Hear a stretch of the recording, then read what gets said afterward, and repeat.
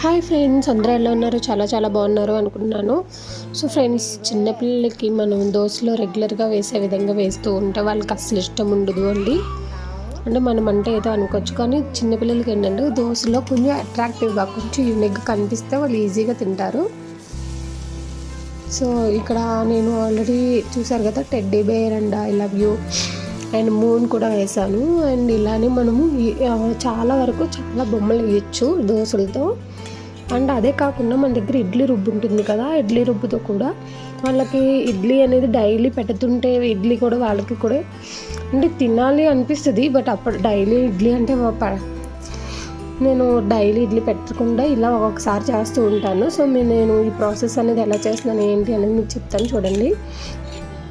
Just ఒక idli రుబ్బులో salt తీసుకొని కొంచెం వాటర్ తీసుకొని మనం లైట్గా కలుపుకున్నాను. పెనం పెట్టి చిన్న చిన్న దోశలు వేస్తున్నానండి. చూడండి ఎలా వేస్తానో, చిన్న చిన్న దోశలు.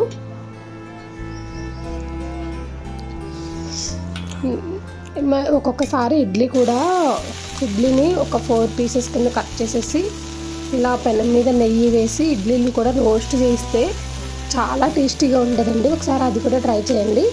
ఇదే కాకుండా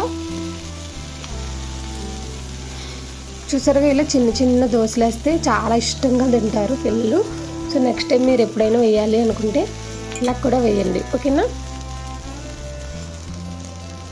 చాలా బాగుంటుందండి. మనం కూడా తినొచ్చు, ఎందుకంటే దోశలు చిన్న చిన్న ముక్కలుగా కట్ చేసుకుని తినే కన్నా ఇట్లా ఇడ్లీ రుబ్బుని డైరెక్ట్గా ఇలా చిన్న చిన్న దోశల కింద వేసుకుంటూ తింటూ ఉంటే అంటే హెల్త్కి మంచిదే, ప్లస్ పిల్లలకు కూడా కొంచెం చిన్న దోశలు అని చెప్పి వాళ్ళు స్మాల్ చిన్న చిన్న దోశలు బుజ్జిగా ఉన్నాయి, క్యూట్గా ఉన్నాయని చెప్పి వాళ్ళు కూడా ఇష్టంగా తింటారు, ఓకేనా? సో పిల్లలకి ఇష్టమైందే కదండి మనం చేస్తాం యాజ్ ఏ పేరెంట్స్గా. సో నెక్స్ట్ టైం మీరు కూడా ఇలాగే ట్రై చేయండి, ఓకేనా?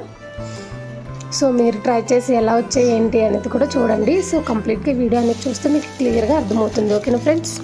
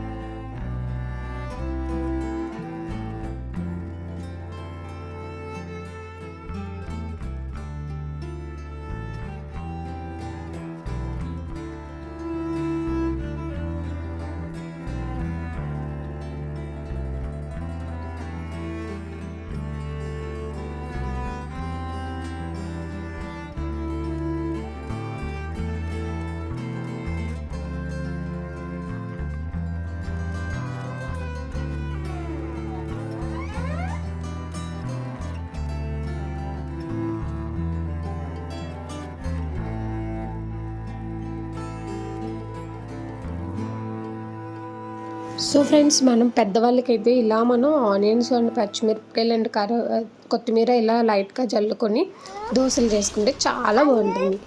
ఓకేనా, ఇడ్లీ రుబ్బుతోని ఇలా దోశలు చేయొచ్చు అండ్ దోశ పిండిలతో ఇలా టెడ్డీ బేర్ అండ్ ఇలాంటి స్మాల్ బొమ్మలు కూడా వేసి మనం పిల్లలకి ఇవ్వచ్చు. సో మీరు కూడా ట్రై చేయండి. సో ఈ వీడియో మీకు నచ్చినట్లయితే ప్లీజ్ షేర్ చేయండి, లైక్ చేయండి, కామెంట్ చేయండి. సో కామెంట్లో కూడా యూట్యూబ్లోనే కామెంట్ చేయండి. చాలామంది ఫ్రెండ్స్ అందరూ కూడా నాకు వాట్సాప్లో పెడుతున్నారు. సో వాట్సాప్లో చాలా బాగా రెస్పాండ్ వస్తుంది, బట్ నాకేంటంటే యూట్యూబ్లో కూడా రెస్పాండ్ చేయండి.